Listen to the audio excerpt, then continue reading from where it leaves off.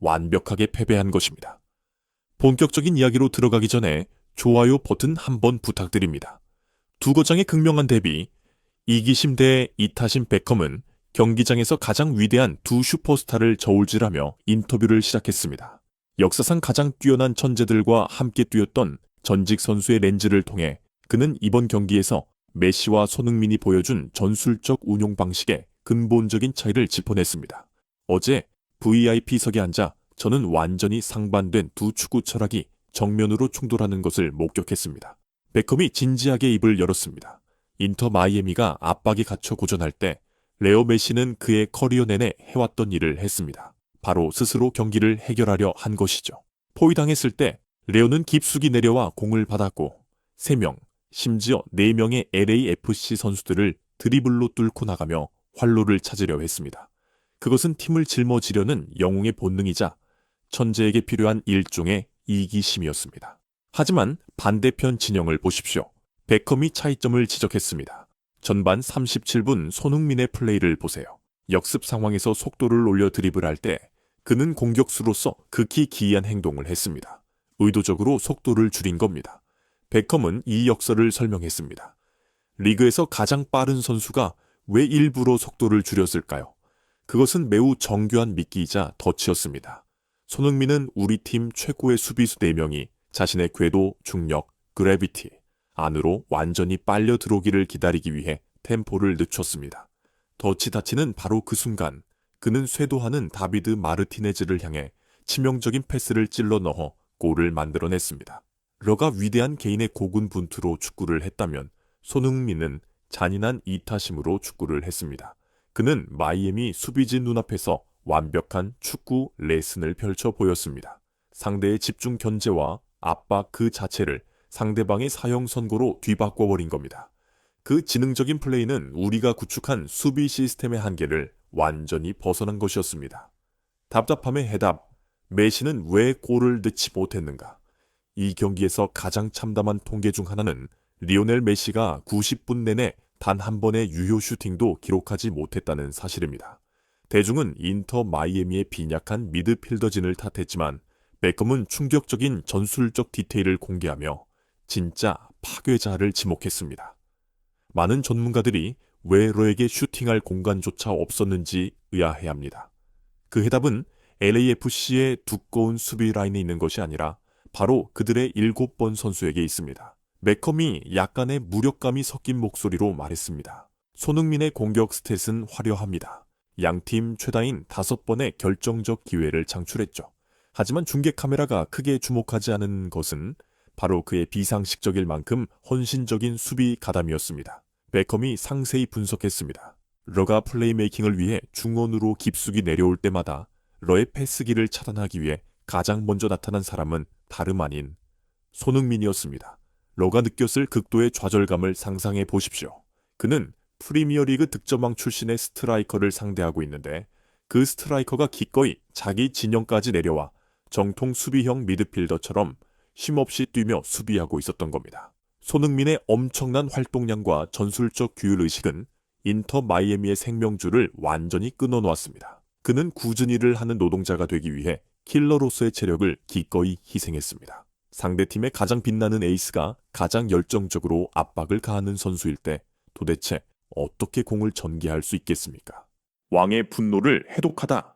인지 과부하 답답했던 경기 양상에 대한 이야기에 이어 베컴은 경기 막판 메시가 격렬하게 화를 내며 언쟁을 벌였던 모습, 평소에 침착한 상징성을 퇴색시킨 그 장면의 진짜 원인을 해독하는 데 집중했습니다. 러는 심판의 판정에 화가 난 것도 아니고 손흥민에게 개인적인 앙심이 있는 것도 아닙니다. 베컴이 단언했습니다. 러의 분노는 철저한 무력감에서 비롯되었습니다.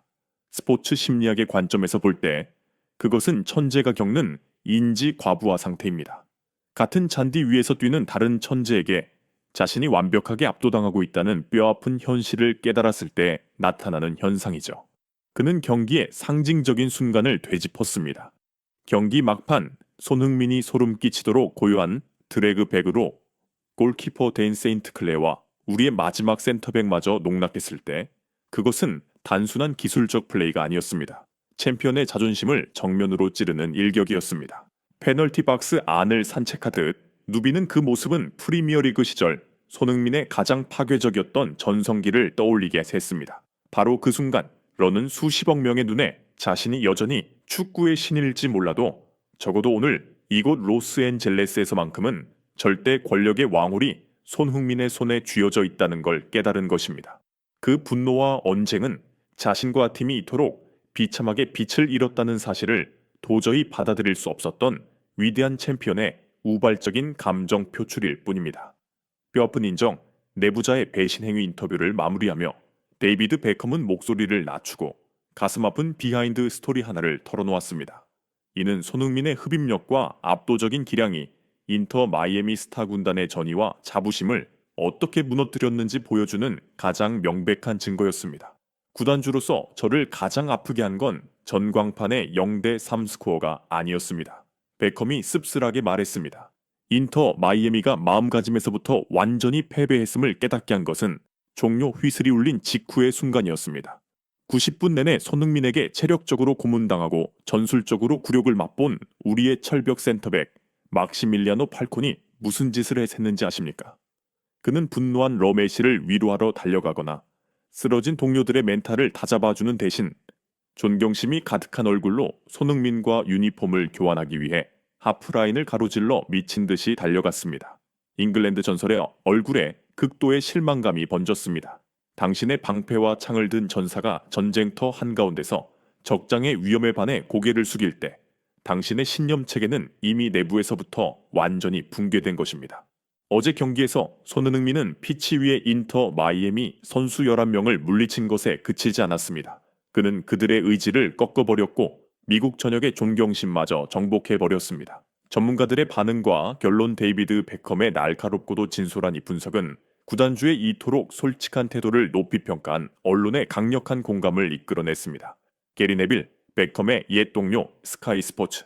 데이비드는 항상 리더의 관점에서 축구를 봅니다. 그가 메시의 이기심과 손흥민의 이타심을 공개적으로 지적한 것은 매우 용기 있는 행동입니다.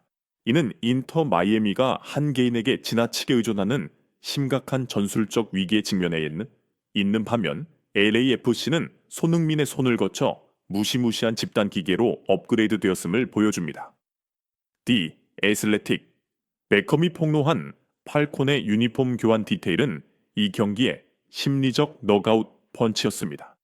이는 MLS 내 메시의 후광 효과가 새로운 권력에 의해 격렬하게 흔들리고 있음을 증명합니다. 손흥민은 가장 까다로운 적들마저 어쩔 수 없는 열성 팬으로 만들어버렸습니다. 데이비드 베컴의 인터뷰는 패배에 대한 변명이 아니라 새로운 세력의 힘 앞에 무너진 제국을 상세히 해부한 보고서였습니다. 두 슈퍼스타의 차이를 짚어내고 팀의 가장 나약한 심리적 순간을 드러냄으로써 베컴은 손흥민의 완전 무결함을 가장 진실하게 찬양했습니다. 위대함이란 단지 두 발에서 나오는 것이 아니라 압도적인 전술적 두뇌와 팀을 위해 희생하는 마인드에서 비롯된다는 사실을 말입니다. 데이비드 베컴이 VIP 구역을 떠나며 인터뷰를 마친 후에도 그의 말은 미국 스포츠 뉴스를 타고 끊임없이 메아리쳤습니다. 인터 마이애미는 가장 비싼 몸값의 스타들을 보유하고 있을지 모르지만 그들은 방금 경기 통제의 예술에 대한 뼈아픈 교훈을 얻었습니다. 메시의 분노와 베컴의 무력감은 이를 가장 분명하게 증명합니다. 인터 마이애미의 지배 왕조가 공식적으로 위협받고 있다는 것을요. MLS의 새로운 장이 열렸고 그 챕터의 제목은 손흥민의 치명적인 킬패스로 쓰이고 있습니다. 여러분의 시간은 무척 소중하며 저희는 그 시간을 내어주신 것에 진심으로 감사드립니다. 항상 건강 챙기시길 바랍니다. 이 콘텐츠가 마음에 드셨다면 좋아요와 구독을